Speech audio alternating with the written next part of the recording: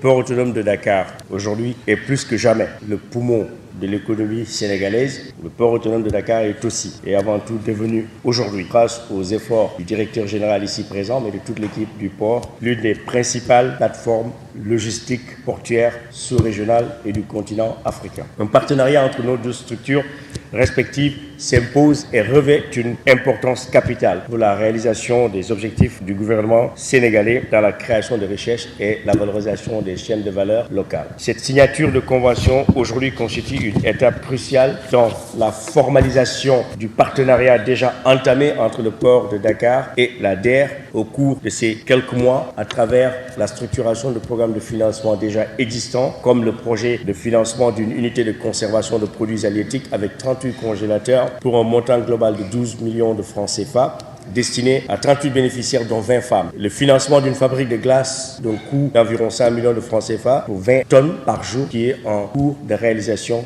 dans l'enceinte du port et la mise à disposition de fonds de roulement destinés aux micro-mareyeuses et aux mareyeuses du MOL 10 pour laquelle l'option de financement par le guichet nanocrédit que nous avons entamé au marché central au poisson de Pikine est à l'étude. Parmi ces axes de collaboration à venir, monsieur le directeur général, les futurs projets qui ont retenu notre attention et sur lesquels nous sommes en train de travailler. 1. La structuration des filières porteuses autour des infrastructures émanant du domaine portuaire et des activités génératrices de revenus des acteurs du port de pêche par la mise en place de programmes de financement dédiés pour favoriser l'approvisionnement de produits locaux à travers tout le pays, mais aussi de promouvoir le Made in Sénégal dans la sous-région et sur les marchés internationaux. Enfin, le co-investissement, le projet emblématique de DER Village by the Port of Dakar, la réhabilitation des marchés Le Diola et le marché Elisabeth et l'appui au renouvellement des navires de pêche semi-industrielle, témoignant ainsi d'un effort de mutualisation des ressources publiques et des efforts pour la mise à niveau des infrastructures existantes indispensables pour une meilleure performance des acteurs locaux et la compétitivité de notre économie. J'en suis sûr, le renforcement des capacités et l'emploi de milliers de jeunes, ou dirais-je de centaines de jeunes, opérant dans l'enceinte du port avec le projet d'établissement d'unités de fabrique de pavés pour paver toute l'enceinte du port et au-delà. Et ce partenariat entre le port et la DER devra jouer pleinement son rôle et nous ne ménagerons aucun effort pour apporter notre contribution en finançant les acteurs portuaires dans leurs différents corps de métier, avec un focus sur les femmes et les jeunes, avec comme objectif ultime d'accompagner le port de Dakar à réaliser son objectif ambitieux, mais réalisable de devenir le port le plus compétitif de l'Afrique de l'Ouest à l'horizon 2023. C'est possible, nous pouvons le faire. Yes, we can, avec Aboubacar Sadr Bey à la tête du port, pour un port émergent, un port compétitif. Ensemble, nous y parviendrons.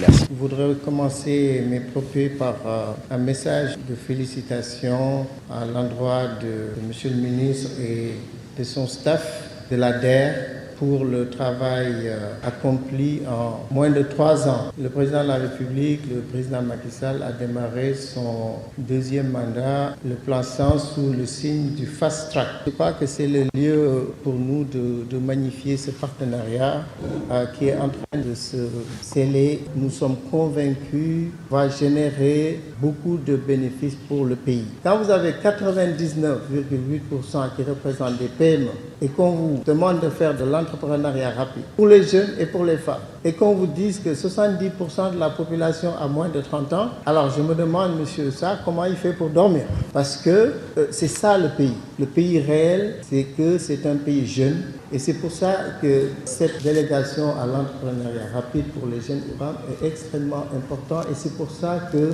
la relation, le partenariat que nous voulons nouer est important, et vous verrez que c'est dans un souci à la fois de création d'emplois, de création de valeur ajoutée, mais aussi d'une insertion dans les chaînes de valeur, à la fois au niveau local qu'au niveau international. Je suis très attentif à ce qui se passe dans le port parce que ça illustre exactement ce qui se passe dans le pays. Quand je dis que 73% de nos conteneurs partent vides, c'est un challenge qu'ensemble nous devons poser aux jeunes et aux femmes de ce pays pour qu'ils en prennent conscience d'abord et qu'ils se battent pour relever ce défi.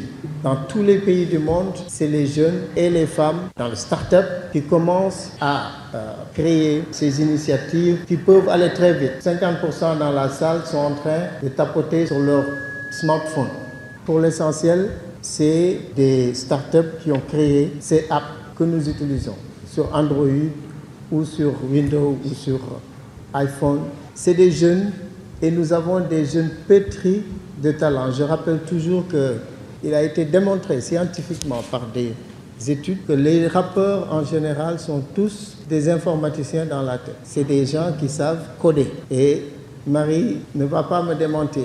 Il faut tester. Donc ça veut dire que ces jeunes, si on les met dans les conditions, nous avons la possibilité de renverser le problème numéro 1 du Sénégal, en tout cas sur le plan macroéconomique. Le problème numéro 1, c'est le défi de la balance commerciale. On importe. Je ne cesserai jamais de le répéter parce que je suis persuadé que c'est ça notre vocation. Aujourd'hui, si on ne relève pas ce défi de la balance commerciale, parce que je rappelle toujours que si c'était un match de foot, on allait dire on a encaissé 3 buts et on en a marqué 1. C'est ça le rapport des imports et des exports. Alors les jeunes, avec financement de la DER et avec l'accompagnement du port, devraient nous permettre au moins d'égaliser et de voir maintenant avec le nouveau port de Ndayane qui va démarrer par une zone économique industrielle portuaire, on aimerait bien voir des financements de la DER avec ces jeunes qui vont créer les structures et les entreprises,